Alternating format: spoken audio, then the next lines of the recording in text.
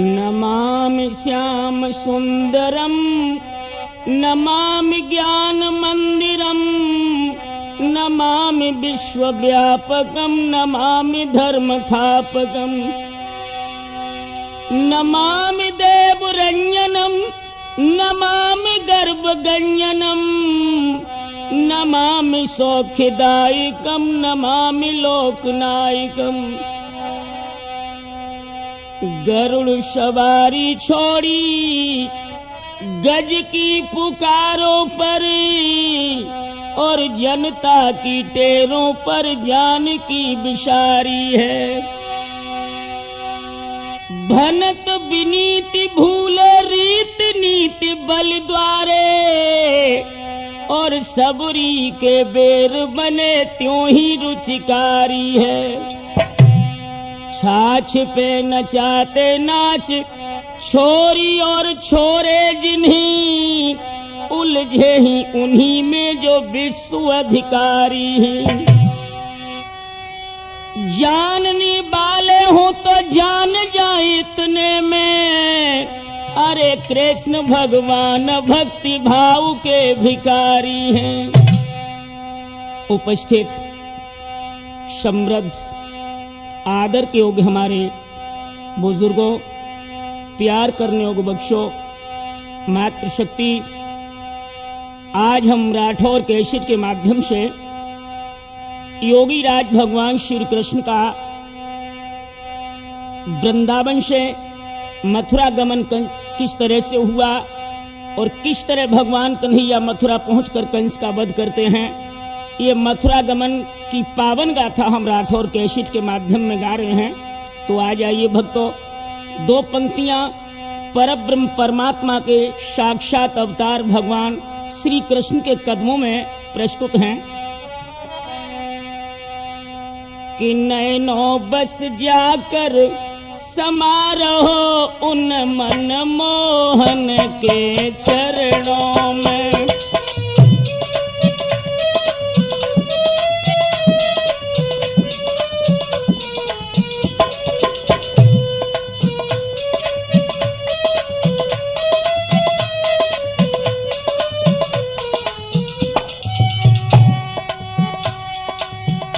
Nano बस जाकर समारोह उन मन मोहन के चरणों में। ओ सुरजन गिर कर ऊंचा हो उन मन मोहन के चरणों में।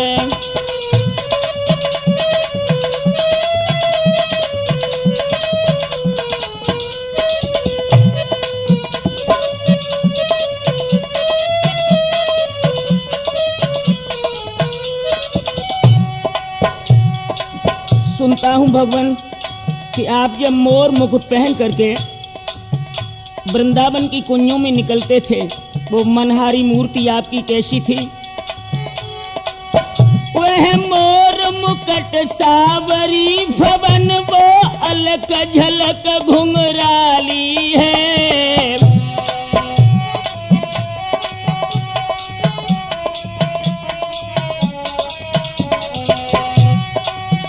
वह मोर मुकुट सावरी भवन वो अलक झलक घुंघराली है।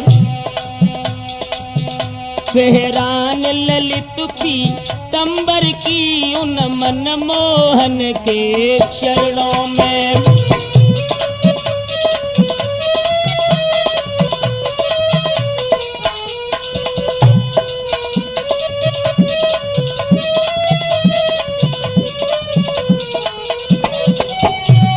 और ये भी सुना है प्रभु कि आपकी बंशी की पावन और मधुर ध्वनि कितनी मृदुल थी।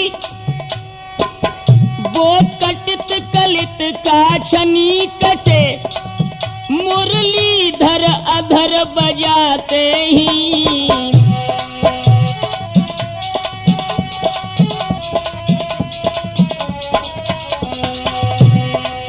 कट कलित कछन काछनी कसे मुरलीधर अधर बजाते ही। उस मनहारी मन मूरत पर है नमन आपके चरणों में।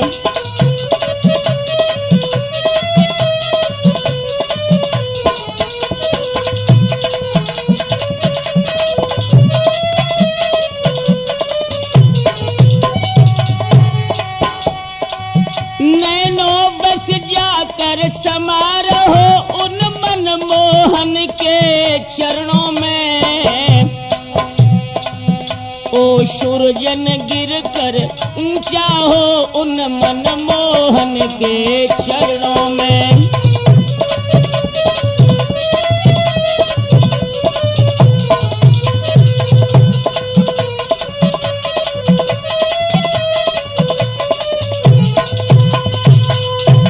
ध्यान रहे भक्तों, इधर यदा यदा हि धर्मस्य ग्लानिर्भवत् भारते अभ्युत्थानम् अधर्मस्तदात्मानं सृजाम्यहम्।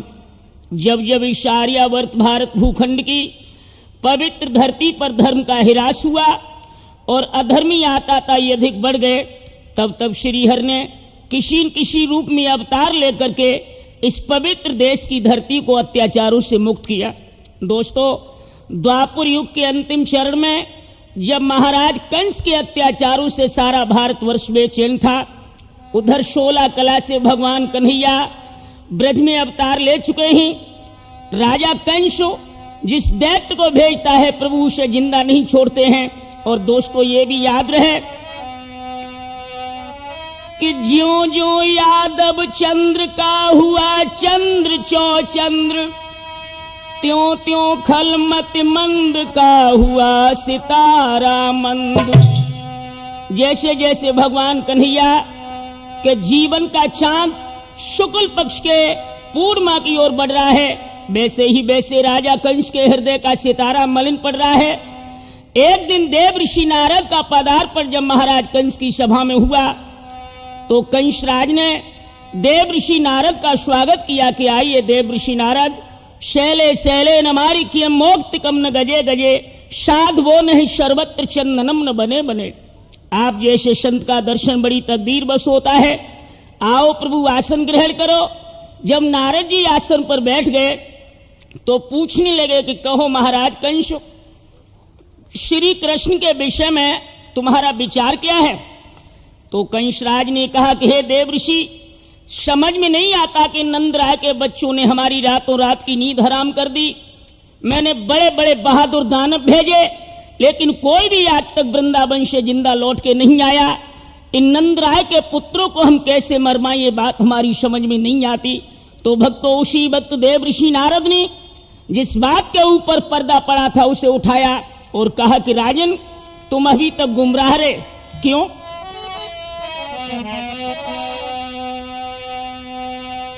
कि राजन विश्वासघात धोखा, तुम्हारे साथ धोखा हुआ। कि राजन विश्वासघात धोखा, हम राही ने गुमराह किया।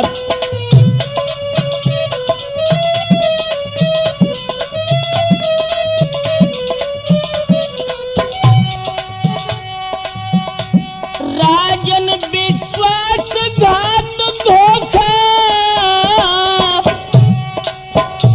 हम राही ने गुमराह किया। घर का भेदी वसुदेव बना, जिसने लंका का दाह किया।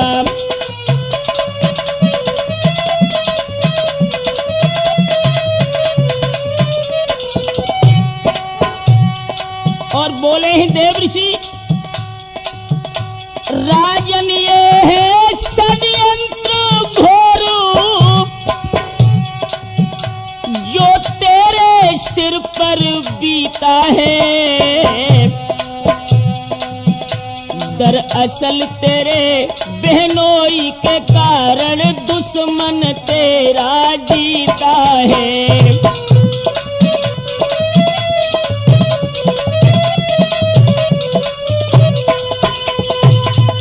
सोच रहा है कंसराज कि श्री कृष्ण बाबा नंद के पुत्र हैं तो ये तेरा ख्याल गलत है, क्योंकि 6 बच्चे तूने जब तक देवकी के मारे तब तक तेरा खेल सत्य रहा, लेकिन परब्रह्म परमात्मा का वास्तविक खेल 7वें गर्भ से ही प्रारंभ हुआ। जब देवकी का गर्भपात मथुरा के बंदी गृह में हुआ था तो ये सारा काम योग माया के द्वारा हुआ। इधर देवकी का गर्भ छीण हुआ और उधर गोकुल में वसुदेव की बड़ी पत्नी रोहिणी के गर्भ से बलराम का जन्म हुआ। 8वें गर्भ से कन्या ने नहीं, भादों की अर्ध निशा में भगवान कन्हैया ने मथुरा के बंदी गृह में अवतार लिया और तेरे पहरेदारों ने उस दिन जी भर के शराब का सेवन किया। वे तो सोते रहे और राती रात में वसुदेव के द्वारा यमुना पार गोकुल में बाबा नंद के घर कन्हैया भेजे गए और वहां से बाबा नंद की लड़की मंगवाई गई जो तेरे हाथों से मारी गई। दोस्तों, समझ गया कंसराज कि मौत तो अब खोपड़ी पर आ ही गई।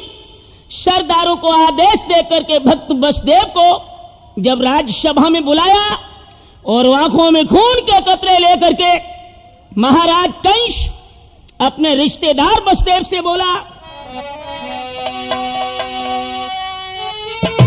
कि वसुदेव रे वसुदेव छली, तू ही हित का दम भरता था। रे कपटी तू बहनोई है क्या, तू ही मेरे घर का था।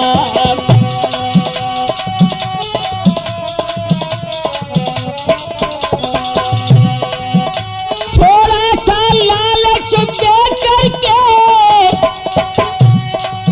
हर लिया माल सारा पापी।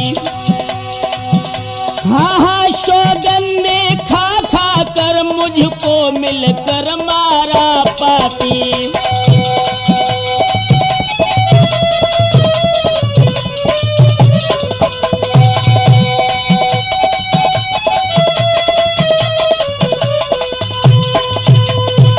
याद रहे दोस्तों, राजा कंस ने वसुदेव जी को मारने के लिए हाथ में तलवार उठाई और ये भी याद रहे राठौर कि छली मित्र वंचक त्रिया, सुत आज्ञा दे टाल, सेवक मोहजोरी करे तो कर दे वही हलाल। तलवार हाथ में उठाई कंस ने तो उसी वक्त महात्मा वसुदेव ने कहा कि राजेंद्र कंस, तुम हमें मार भी डालो, लेकिन तुम्हारे मारने वाला तो ब्रज में बहुत बड़ा हो गया। भक्तों, कंस झपटा, लेकिन देव ऋषि नारद ने राजा कंस से कहा कि हे महाराज कंस, इन वसुदेव को मारने से तुम्हारी समस्या का निदान नहीं, क्योंकि श्री कृष्ण की रिश्तेदारी तुमसे तभी तक है जब तक देवकी और वसुदेव जिंदा हैं। इन्हें मारो मत, इन्हें जीवित रखो और इसी रिश्तेदारी के बंधन में बंधे कन्हैया मथुरा जरूर आ जाएंगे। इन्हें जेल में डालो और कार्तिक कृष्ण पक्ष चतुर्दशी तिथि में तुम धनुष यज्ञ मथुरा में रचो और उसी यज्ञ के बहाने से निमंत्रण दे करके कन्हैया बलराम को तुम मथुरा में बुलवाओ और उसी यज्ञ में तुम श्री कृष्ण बलराम की नरशंस हत्या करवा देना। तो राजा कंस कहने लगा कि हे देव ऋषि, अब हमारा पेट भड़बड़ाए रहो और हमें मौत के अलावा दुनिया में अब कुछ दिखत ही नहीं। तो नारद जी कहने लगे कंस, एक बात बताओ कि तुम्हें ध्रुव तारा कब से नहीं दिख रहा? तो कंस ने कहा कि नारद जी 6 महीना हो गए ध्रुव तारा अब हमें दिखत ही नहीं। तो नारद जी बोले कि लला बस अब कोई बचैया है ही ना, रामपुर की टिकट कटी आई, आखिरी इलाज है, करके देख लो। दोस्तों, वसुदेव देवकी को बंदी गृह में डलवा दिया और राजा कंस ने एक यज्ञ पत्र लिखा है और बाबा नंद को वो पत्र लिख करके अक्रूर जी को बुलाया है जो नंद राय के चचेरे भाई थे और उनसे कहा कि तुम हमारा यज्ञ पत्र लेकर के वृंदावन चले जाओ। तो समझ गए अक्रूर जी कि पापी कंस ने कभी इतने प्रेम से श्री कृष्ण बलराम को बुलाने की इजाजत नहीं दी थी। नीच की नबन हमेशा दुखदाई है। तो दोस्तों याद रहे, अक्रूर जी ने कहा कि राजन में जाऊंगा तो जरूर, क्योंकि मैं आपका नौकर हूं, लेकिन मैंने आपका जो नमक खाया है इस नाते से मैं आपको एक सलाह देना चाहता हूं कि सियार की जब मौत आ जाती है तो बीहड़ इलाका को छोड़कर गांव की दीवारों के पास आता है। कामी पुरुष की जब मौत आती है तो दूसरे की औरत को गलत दृष्टि से देखता है, और तुम्हारे जैसे दानव की जब मौत खोपड़ी पर आ जाती है तो वो कपट पूर्वक भगवान कन्हैया को अपने महलों में बुलाता है और बोले ही अक्रूर कि राजन मेरा ये निश्चय है, प्रभु के आने की देरी है, फिर मौत तुम्हारे सिर पे है, मथुरा मोहन की चेरी है।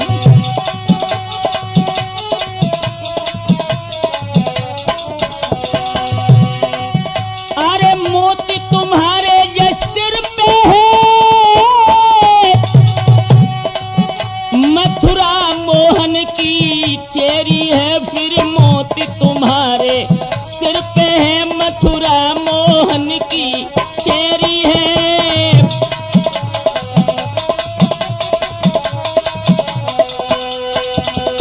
भाइयों याद रहे, राजा कंस नहीं माना और मजबूर होकर के अक्रूर जी को वो यज्ञ पत्र लेकर के मथुरा से वृंदावन धाम के लिए जाना पड़ा। भाइयों याद रहे, इधर सुबह के चले हुए अक्रूर जी गम के सागर में डूबे हुए संध्या की पावन बेला में जब बाबा नंद के दरवाजे पर पहुंचे हैं तो नंद राय ने अपनी चचेरे भाई अक्रूर को स्वागत पूर्वक रथ में से उतारा है और बड़े हर्षोल्लास में बैठक में ले गए। पूछने लगे कि भाई अक्रूर, आज ये सूर्य पश्चिम में उदय कैसे हो गए? लगातार संदेश भेजे, लेकिन कभी गरीबों के द्वार पर आने की आपको फुर्सत नहीं मिली। भैया आज बिना बुलाई कैसे आ गए? तो आंखों में आंसू भर के चाचा अक्रूर ने अपने भाई नंद से कहा,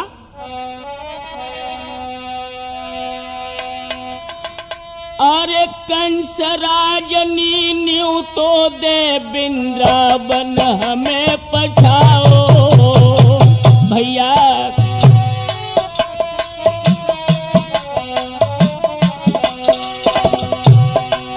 अरे कंस राजनी न्यू तो दे वृंदावन मोय पठवाओ, और धनुष यज्ञ को दे के बहानो मोहन को बुलवाओ। महाराज सुनत घन छाती फट रही है, और नंद राय की वृंदावन में हिलकी बन रही है।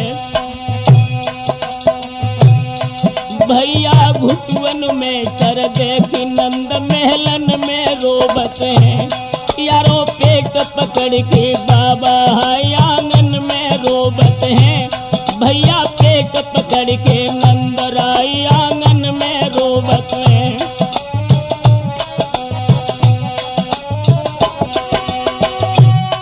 आंगन में रोबत है बाबा, आंगन में रोबत है भैया, हिलकी भर के नंद राय आंगन में रोबत हैं।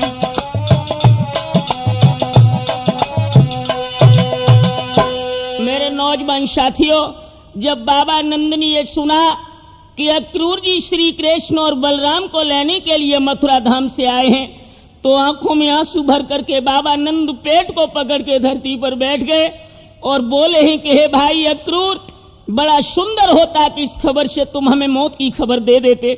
हे भैया अक्रूर, ये सारी जागीर वृंदावन में जितनी धन दौलत है वो आप अक्रूर कंस को दिलवा दो, लेकिन मेरे बच्चों को मथुरा ले जाने की बात मत कहो। और बोले हैं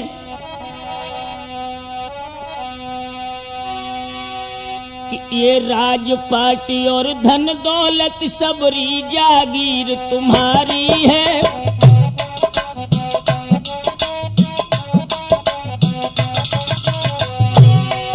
भैया ये राजपाटी और धन दौलत सबरी जागीर तुम्हारी है, मोहन को मथुरन ले जाइयो, ये बाबा नंद भिखारी है।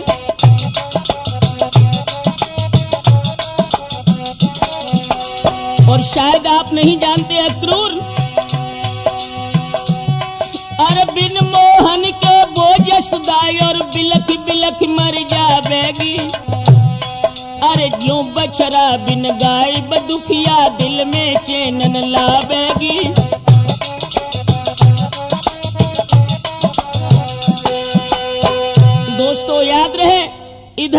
नंद रोने लगे हैं। और उधर मैया जसोदा ने जब सुना कि कन्हैया को लेने के लिए अक्रूर जी मथुरा धाम से आए हैं, तो मैया जसोदा को तो जब मालूम पड़ी दोस्तों कि सारा संसार ही अंधकार में डूब रहा, पेट को पकड़ के वो दुखिया महलों में बैठ गई और छाती पीट पीट करके मैया जसोदा रोने लगी। अरे सुनी कंस की बात विकल भव गात के भव सना को, मन पेट में मारी छुरिये रे के हुई आए गमा को।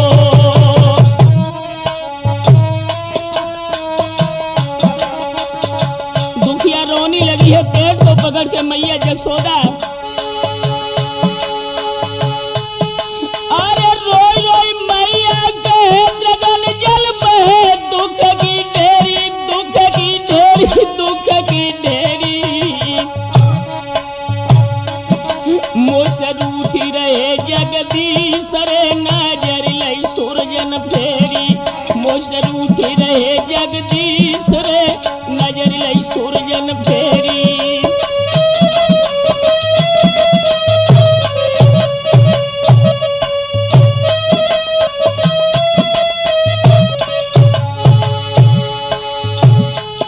अरे जब कर रुदन मात सरपट के धरती फटे पवन चकराई, और वृक्ष सबई पतझड़ कर बैठे गिर गए सकल फूल कुमिलियाई।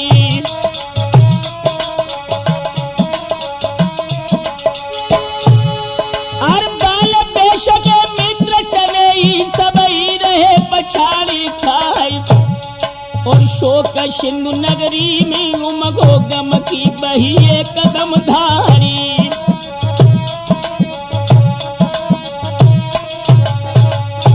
भैया पेट पकड़ के मैया आंगन में बिलखत है, राठौर पेट पकड़ के दुखिया जब आंगन में रोवत है।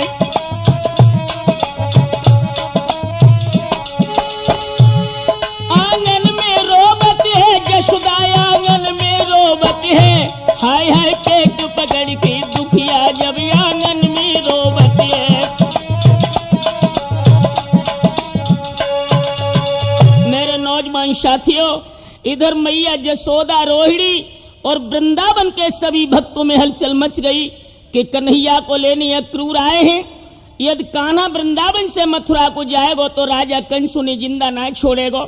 और भक्तों, उधर संध्या की पावन बेला जब हुई, भगवान श्री कृष्ण वृंदावन में से बाल सखाओं के साथ जब गैया बछड़ा लेकर के नंद भवन के लिए लौटे हैं, तो दोस्तों प्रभु की हालत क्या थी उस समय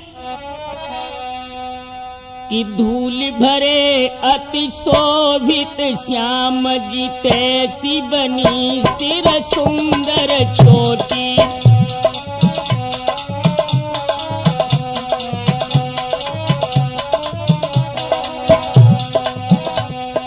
खेलत खात फिरी अंगना, पग पैंजनी बाजत पीरी क छोटी।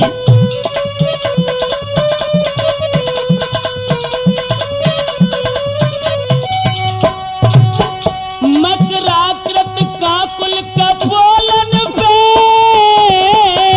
हाय हाय मनुमलिया गिर पे नागिनी लोटी। हंस के घन श्याम कही जसोदा, मोय दे दे मैया माखन रोटी।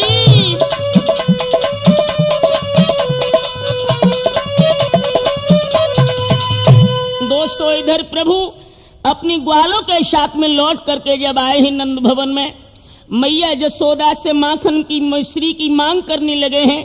और जब भगवान को ये पता लगा है कि अक्रूर चाचा वृंदावन आए हैं मथुरा से मोय बुलाने के लिए, तो दोस्तों भगवान कन्हैया और बलराम अक्रूर जी के पास जाकर के बैठ गए। बलराम जी पूछने लगे, कहो चाचा जी सब कुशल तो है? तो भगवान कन्हैया बोले, दाऊ हमें आपकी बात अच्छी नहीं लगी। क्यों? अरे चाचा तो इतनी दूर से चल के आए और आपने ये भी नहीं पूछा कि ये भूखे हैं या प्यासे हैं। और राठौर ये शक्ति है कि अतिथि मित्र या रिश्तेदार कोई भी आपके द्वार पर आए तो पहले उसे भोजन का प्रश्न करना, क्योंकि रिश्तेदार सवेरे को चलो भूखो प्यासो द्वार पे आए ना पाओ और आप पूछ बैठे कहो साहब घरे कुशल है, और हुआ अगर कोई गमी हो गई हो तो नातेदार झूठ तो बोले ना, कहे साहब कुशल का लल्लन की अम्मा मरी सो 11 को नहीं तो दे भी आए। अब घर में रोआ पीटी मची और नातेदार सवेरे को चलो द्वारा भूखो बैठो। इसलिए दोस्तों नीति कहती है कि रिश्तेदार या मित्र कोई भी आए तो उसे पहले भोजन का प्रश्न करो। जब भगवान कन्हैया ने अक्रूर जी को भोजन करा दिया, उसके बाद में कुशल प्रश्न किया है कि कहो चाचा श्री मेरी मैया देवकी और मेरे पिता वसुदेव कुशल से तो रहते हैं, आपका चित्त तो प्रसन्न है, उस पापी कंस के राज्य में आप जीवन किस तरह काटते हो? तो अक्रूर जी ने कहा कि बेटा कृष्ण, कुशल तो वहां है जहां पर कृष्ण है, और जहां कृष्ण ही नहीं वहां कुशल का प्रश्न ही नहीं। मेरा निवास मथुरा में ठीक उसी तरह से है जैसे लंका में विभीषण का निवास था। जिस तरह 3200 दांतों के बीच में जीव रहती है, उसी तरह हम खल मंडल में निवास करते हैं। बेटा आज भी फुर्सत नहीं थी, लेकिन पापी कंस ने यज्ञ पत्र भेज करके मुझे यहां भेजा है, और बेटा तुम दोनों को उसने भले के लिए नहीं बुलवाया। दोस्तों ये सारा दुखद समाचार पूरे वृंदावन में फैल गया कि भगवान कन्हैया कल अक्रूर जी के साथ रथ में बैठ करके मथुरा चले जाएंगे। तो दोस्तों श्रीदामा, मदन, शंकीर, बलवीर, सदामी, मनसुख जो भगवान के प्रिय सखा थे, दोस्तों इनकी तो हालत ही खराब हो गई। प्रभु के पास आकर के बैठ गए और श्रीदामा भगवान कन्हैया के सीना से लिपट करके बोला कि प्रभु हम जानते हैं कि हम ग्वाल गमार गरीब हैं, इसलिए आप हमें छोड़ के जा रहे हो। और व्याकुल होकर वो ग्वाला बोला, अरे तेरे बिन मेरा वृंदावन प्रभु सब सूनो बन गए हैं भैया।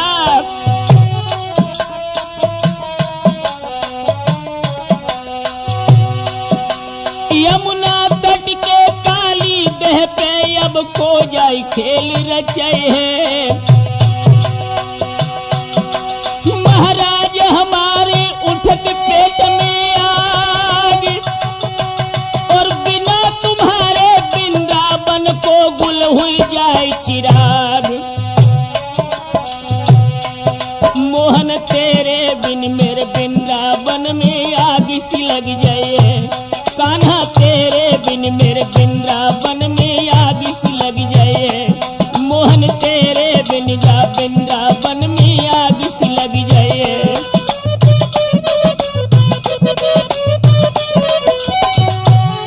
अरे आग सी लग जाए कन्हैया, आग सी लग जाए, वृंदावन सूनो बन जाए। मोहन तेरे बिन मेरे वृंदावन में आग सी लग जाए।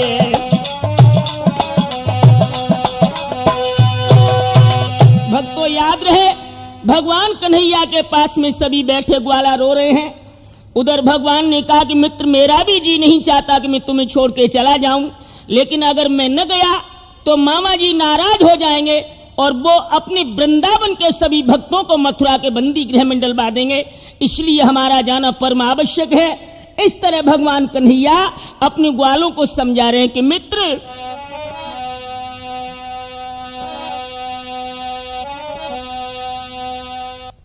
मथुरा जाने की तैयारी करने लगे।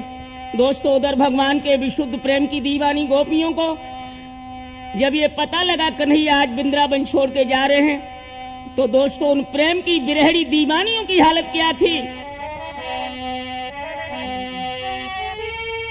कि सूरजनों नखी का दशा कहे,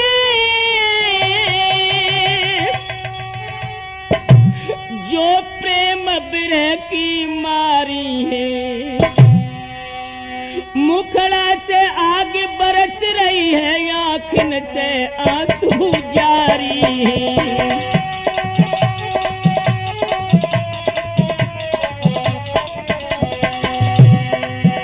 दोस्तों गोपियां घरों से निकली और प्रभु के रथ के आगे धरती पर आकर गिर पड़ी। बोली है प्राणनाथ प्राण धन,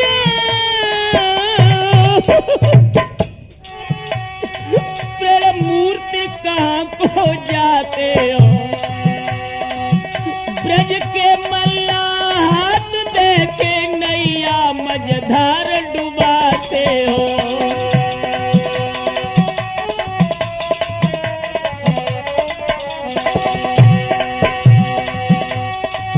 था प्रभु वियोग का घोर शोक, अपने पर और वीराने पर बादल उमड़ो वृंदावन में, बिजली टूटी बरसाने पर।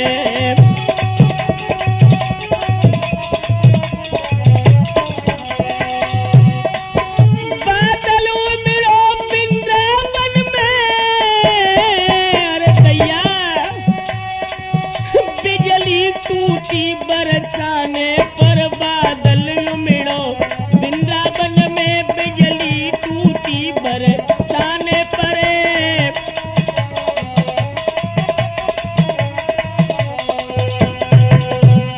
भक्तों याद रहे, शीला, ललिता, विशाखा, चपला, चंद्रा, चंद्रकला, ये सभी गोपियां भगवान कन्हैया के रथ के आगे धरती पर आकर लेट गईं और कहने लगी कि प्रभु इस शरीर की एक मुट्ठी राख करके वृंदावन छोड़ के चले जाइयो। जब तक शरीर में प्राण है प्रभु, तब तक हम वृंदावन से तुम्हें मथुरा नहीं जाने देंगे। दोस्तों, आंखों में आंसू भरे थे, गोपियां प्रभु के आगे रो रही थीं। तो ललिता नाम की गोपी बोली कि बहनों, दोस्त कन्हैया को ना है। ब्रह्मा बड़ा मस्करा निकलो जो जब पापी को नाम अक्रूर रख दे। अरे ये अक्रूर नहीं, ये तो पक्का क्रूर है। अगर ये अक्रूर रख लेकर के यहां ना आता तो अपनी कन्हैया वृंदावन छोड़ के मथुरा कभी नहीं जाते। तो शीला कहने लगी, जी दोस्त अक्रूर को काहे को दे रही, जब अपनो ही दाम खोटो है तो परखैया की गलती का है। जिज्जी हर रंग पे रंग चढ़ी आओ, लेकिन करियन पे आज लोकाओ को रंग ही नहीं चढ़ पाओ। जब करिया के पीछे सब चोला सूख सूख के करिया परियो तो जो करिया पौना है भाव।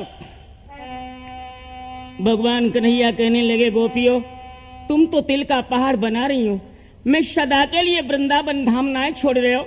मामा कंस को मैं धनुष यज्ञ देख करके परसों वृंदावन जरूर लौटूंगा। तो ललिता ने कहा कि बहना, परसों की बरसों भले बीत जाए, अब जो करिया लौट के वृंदावन में कभू ना आए। जिन गुणों से बस में होता है वे सभी गुण मथुरा की गोपियों में हाजिर हैं। दीदी, अब तो जीवन की केवल एक मंजिल है कि इन प्रभु का जी भर के दर्शन कर लो। ये मधुर मूर्ति मोहनी छटा अब हम तुम्हें देखने के लिए लौटकर वृंदावन में पुनः नहीं मिलेगी। बोली है ललिता कि चलती बिरिया नजर भर के देख ले, चलती बिरिया नजर भर के देख ले, चलती बिरिया नजर भर के देख ले।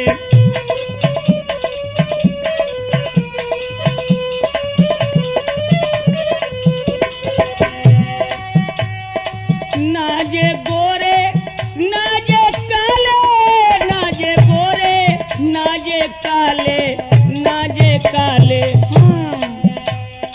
श्यामल रंग है नजर भर के देख ले, श्यामल रंग है नजर भर के देख ले, चलती बिरिया नजर भर के देख ले।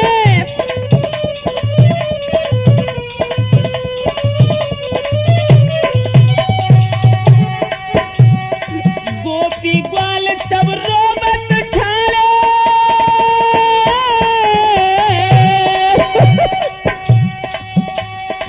गोपी ग्वाल सब रोबत ठाड़े, रोबत ठाड़े। दाऊ संगे नजर भर के देख ले, दाऊ संगे नजर भर के देख ले, चलती बिरिया नजर भर के देख ले।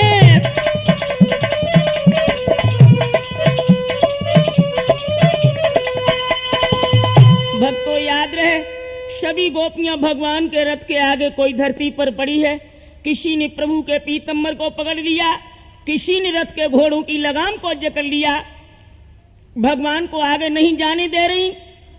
श्री सुखदेव जी ने कहा कि हे राजा परीक्षित, वो प्रभु का वियोग गोपियों का कैसा था, जैसा जीव और ब्रह्म का वियोग होता है वो ही हालत उस समय गोपियों की और भगवान कन्हैया की थी। विशाखा नाम की सखी कहने लगी कि दीदी, दोष कन्हैया को ना है, दोष जा रंग को है कि हर रंग के ऊपर दूसरा रंग चढ़ जाता है राठौर, लेकिन काले रंग के ऊपर आज तक कोई दूसरा रंग चढ़ ही नहीं पाया। बोली है कि सब काले अजमाए सजनी, सब काले अजमाए सजनी, सब काले।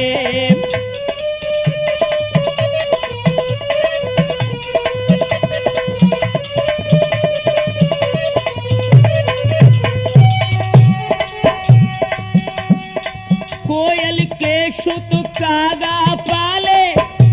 ध्यान देना, कोयल जब अपनी बच्चियों को पालती है तो कौआ के डर के मारे अपना अंडा कौआ के घोंसला में रख देती है, और मूर्ख कौआ सतीश उसे अपना समझ के पाल लेता है।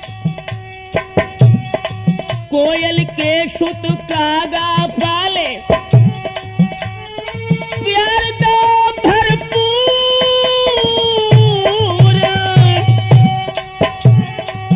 अरे बड़े भय जब उड़ने लागे केस न जाई रे दूर। सब काले अजमाए सुरजन, सब काले अजमाए हमने सब काले।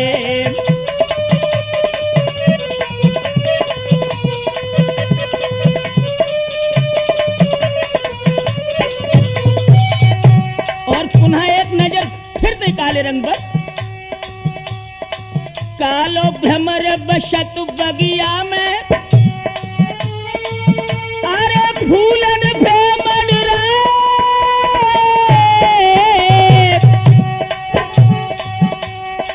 सबरो रस फूलन को खेचो फिर पास न आए।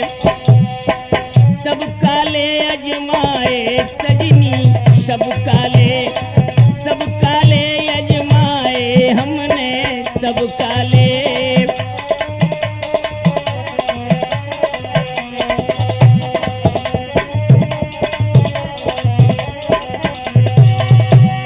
ललता कहने लगी, बहनों काहे को मरी जाती, इन परदेसी से प्रेम करके कोई सुख की नींद ना सो पायो। अरे परदेसिन की प्रीत फूस की तपनी, चैन दियो कले जो चीरियो तिनाई अपनी। बिहार रहे राठौर।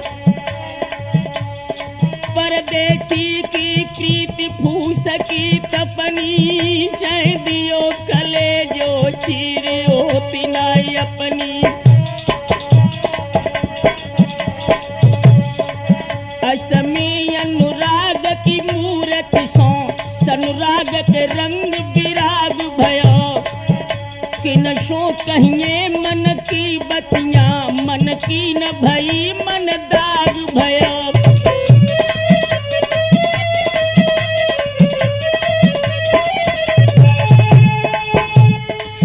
कछु हाथ लगो हर गाछर में, सुरजन तेरा दुर्भाग भयो।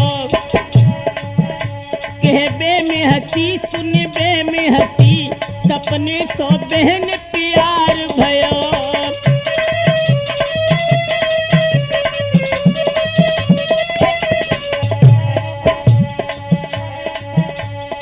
इनको मतलब को विवाह समय पे धोखो दे रहे हैं, प्रभु को मतलब को है प्रेम समय पे धोखो दे रहे हैं।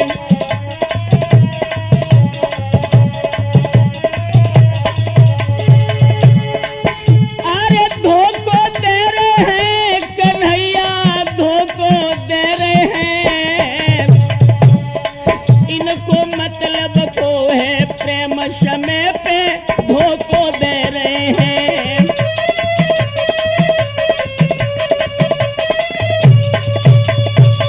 याद रहे दोस्तों, इधर गोपियां भगवान के रथ को आगे नहीं बढ़ने दे रही, तब तक ब्रजभान दुलारी राधा जो है उन्हीं गोपियों में आकर के खड़ी हो गई। जब प्रभु को वृंदावन से जाते हुए देखा तो ये मालूम पड़ा राधा रानी को मानो प्राण इस शरीर को छोड़ करके जा रहा है। राधा ने भगवान की ओर देखा, आंखें आंसुओं से भर गई थी।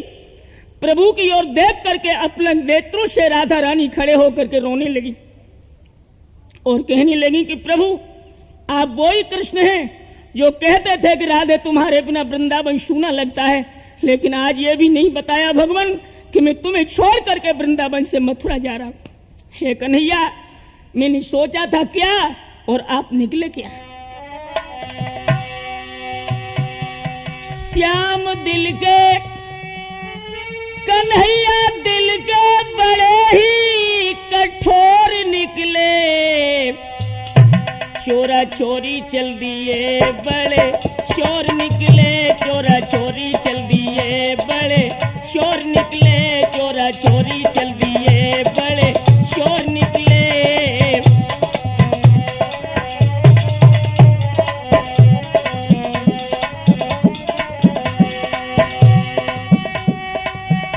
न दी कुछ खबर ना दिया कुछ पता, धोखा देके चल दिया हीर देवता।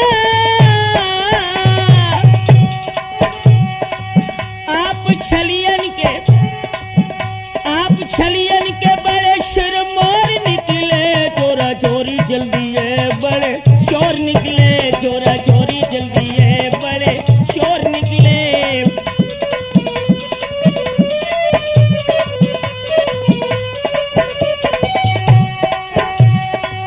मैंने समझी कि तुम बड़े दाता हो, दीन दुखियों के भाग्य विधाता हो, लेकिन तुम तो बड़े ही कमजोर निकले, चोरा चोरी चल दिए बड़े चोर निकले, चोरा चोरी चल दिए बड़े चोर निकले। योगी राज भगवान कन्हैया कहने लगे कि हे ब्रजभान दुलारी राधा, बड़े अफसोस की बात है कि साकेत लोक की योगिन होकर के तुम्हारे हृदय में ये वियोग की बात कैसे आ गई। अरे राधा, मैं तुमसे कभी दूर नहीं, केवल शरीर से तो दूर जा रहा हूं, लेकिन आत्मा से हम हमेशा तेरे साथ हैं। बोले ही प्रभु कि मैं अब तक गोपाल कहाँ आया हूं।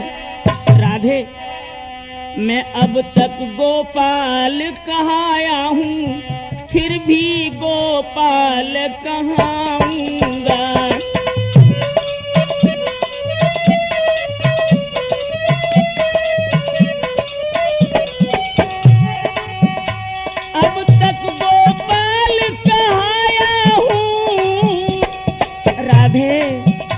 फिर भी गोपाल कहाऊंगा,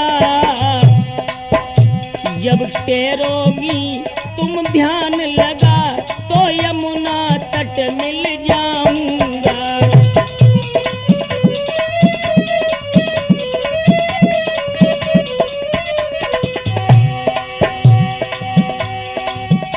धीरज से समय काट लीजो,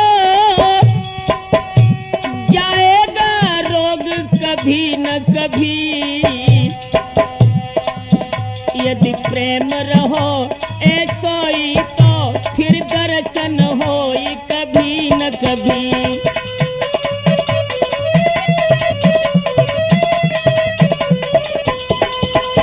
और भगवान कन्हैया ने कहा कि हे राधे, अगर आत्मा में स्नेह रहा तो मिलन तो जरूर होगा। बोले ही प्रभु कि मम मूर्तिमयी वृषभानु लली, तो सोबती नाई वियोग की बातें, दुख रोग संहारिणी के मुख से निकली कैसे दुख रोग की बातें।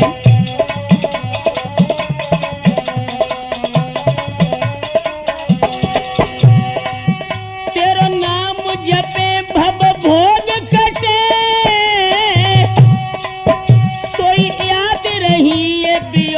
की बातें तुम योगिनी हो सत जीवन की, मत त्यागो राधिका योग की बातें।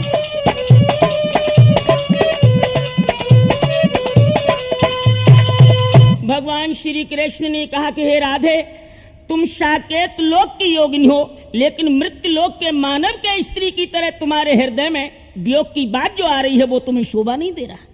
तो राधा रानी ने कहा कि प्रभु, मैं जानती हूं कि आपका मथुरा जाना इस समय परम आवश्यक है, क्योंकि धरती माता पर कंस का अत्याचार अधिक बढ़ चुका है, लेकिन ये दिल है कि मानता नहीं।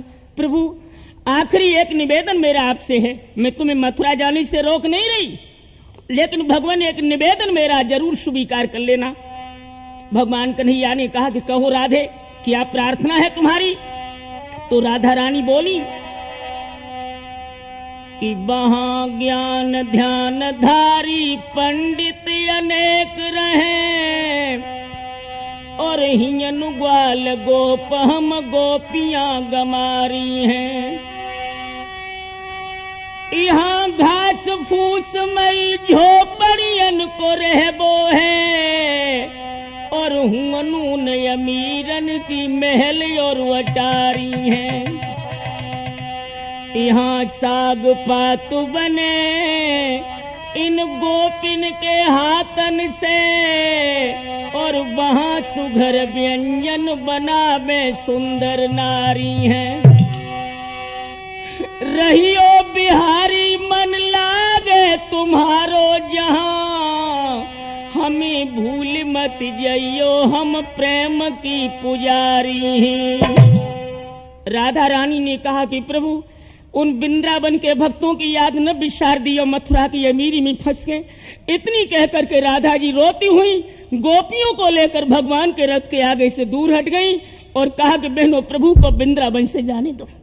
दोस्तों, जब भगवान कन्हैया रथ की ओर 2 ही कदम बढ़ पाए थे, उसी समय मैया जसोदा को करुण क्रंदन भगवान के कलेजे को विदीर्ण करने लगा। यशोदा नंद भवन की चौखट पकड़े रो रही थी और श्याम सुंदर से रो करके बोली कि लाला, आज तुमने मुझे भिखारिन की भिखारिनी बना दिया। मेरी गोद खिलैया लाल,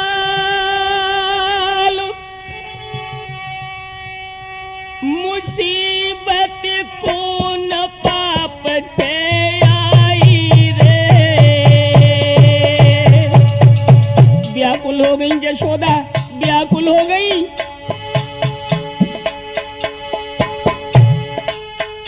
मेरी गोद खिलैया लाल, मुसीबत कौन पाप से आई रे।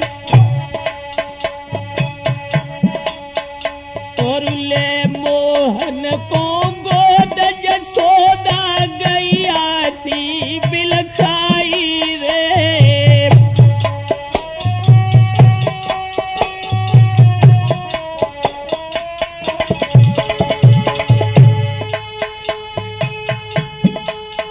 जब झुके अंधेरी बादों की,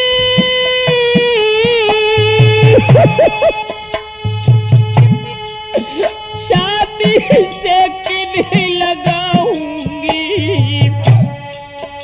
और क्यों बछड़ा बिन गाय कन्हैया डहक डहक मर जाऊंगी।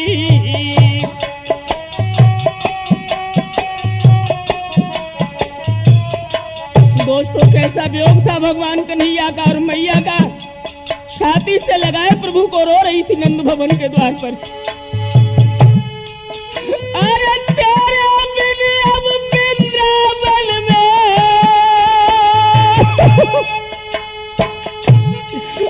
और घोर अंधेरिया छाए रे।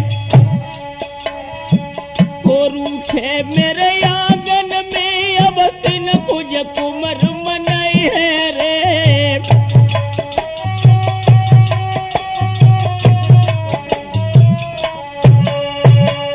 दोस्तों, अपनी मैया को जब रोते हुए देखा, जिसकी आंखों से आंसू की प्रबल धारा ऐसे बह रही थी मानो वो गंगा यमुना की निर्मल धारा हो, प्रभु का हृदय विदीर्ण हो गया।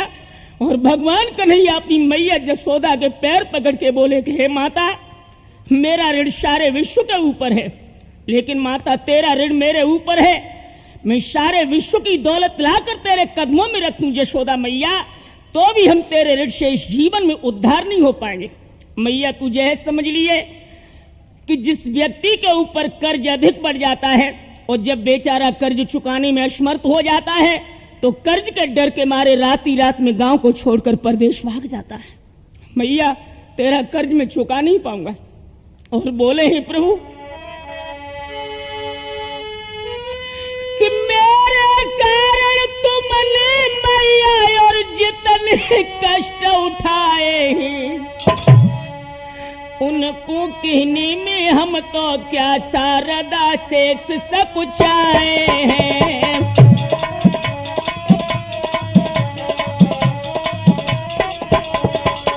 तेरे दुख का वर्णन माता शारदा और शेष नाग भी 1000 जिभ्यों से करें तो मैया तेरे दुख का वर्णन कर नहीं पाएंगे। क्या नहीं किया मैया तूने मेरे लिए। दिन रैन बिरानी उड़ानी सहे तो उन्हें कौनाई निठुरता धारी।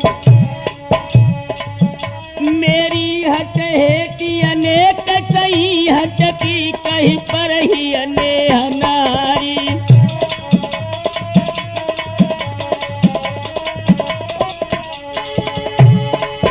जितने दुख दाब सहे मेरे हित सोनत है अब शेष पुरारी।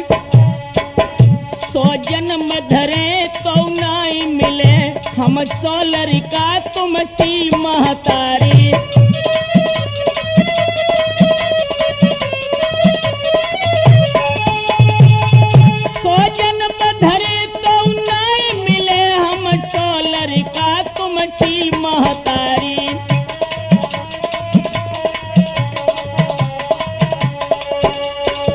भगवान कन्हैया ने कहा कि मैया मैं 7 बार जन्म लेकर धरती पर आऊं, लेकिन तेरी जैसी मैं भोली मैया ना मिलेगी और मेरा जैसो ढीठ बालक ना मिलेगो। हे मैया वियोग की घड़ी आ गई है, अब तू हमें आज्ञा दे। समझ गई माता जसोदा कन्हैया रुकेंगे नहीं दोस्तों। तो आखिरी बार प्रभु को अपने सीना से लगाए लो वह दुखिया ने और चलते समय बोली बेटा जा रहे हो तो जाओ, लेकिन कान्हा एक बात का ध्यान रखना कि जैसे पीठ दिखाई जा रहा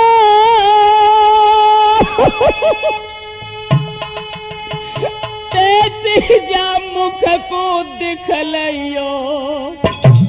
लाला मथुरा में फंस के मनमोहन मैया को मती भूल जाइयो। जाओ बेटा, लेकिन मथुरा की अमीरी में फंस के जब दुखिया को न भूल जाइयो।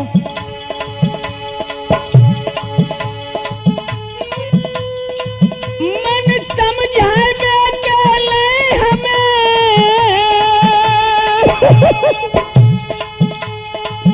भाई प्रेम चिन्ह देते जाइयो। आदत है तुम्हें कलेबा की माखन मिश्री लेते जाइयो।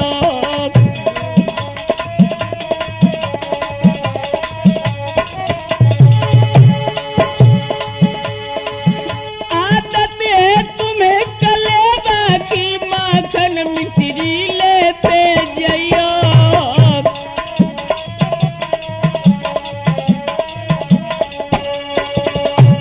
मैया जसोदा ने माखन मिश्री कान्हा को दी और कहने लगी कि लाला वृंदावन से मथुरा नगर बड़ी दूर है, अगर विलंब हो जाए तो बाबा से कह के रथ कदम की छाहन में रुकवाई लियो।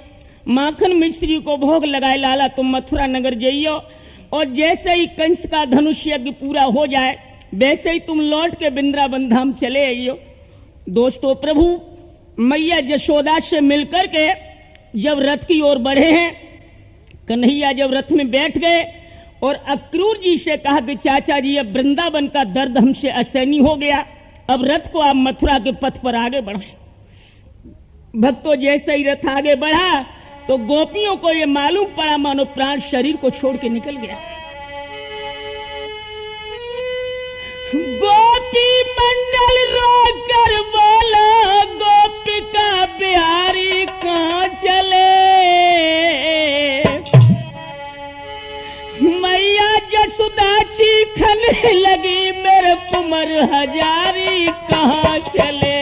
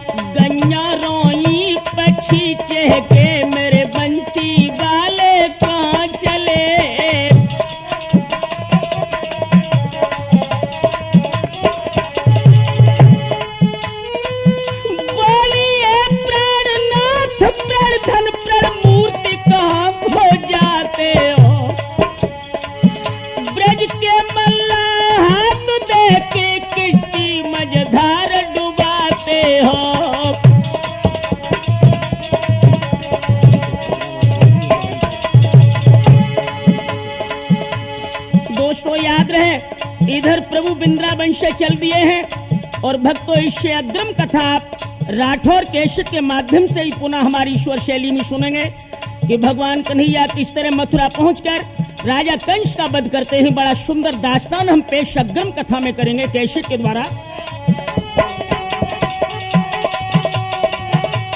हरि